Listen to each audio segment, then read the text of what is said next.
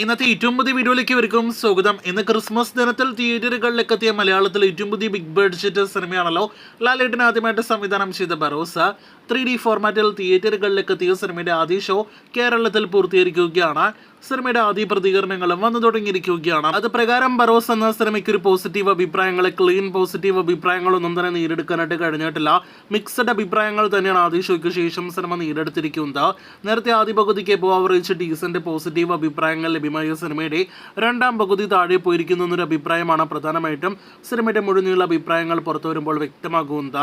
അങ്ങനെ സിനിമയ്ക്ക് ആകെ മൊത്തത്തിൽ നോക്കുകയാണെങ്കിൽ ആവറേജ്, എബോ ആവറേജ്, ഡീസന്റ്, ഒപ്പം തന്നെ നെഗറ്റീവ്, ബിലോ ആവറേജ് തുടങ്ങിയ ഒരു മൊത്തത്തിൽ മിക്സഡ് അഭിപ്രായങ്ങൾ തന്നെയാണ് കൂടുതൽ പ്രേക്ഷകരിൽ നിന്ന് നേടിയെടുക്കാനായിട്ട് കഴിഞ്ഞിരിക്കുന്നത്. സിനിമയുടെ സ്ക്രിപ്റ്റ് താഴെ പോയിരിക്കുന്നു, ഒപ്പം തന്നെ സിനിമയിലെ വിദേശ അഭിനേതാക്കളുടെ പ്രകടനം അത്ര മികച്ചതല്ല തുടങ്ങിയ അഭിപ്രായങ്ങളാണ് പ്രധാനപ്പെട്ട ഒരു നെഗറ്റീവായിട്ട് സിനിമയെക്കുറിച്ച് വന്നിരിക്കുന്നത്.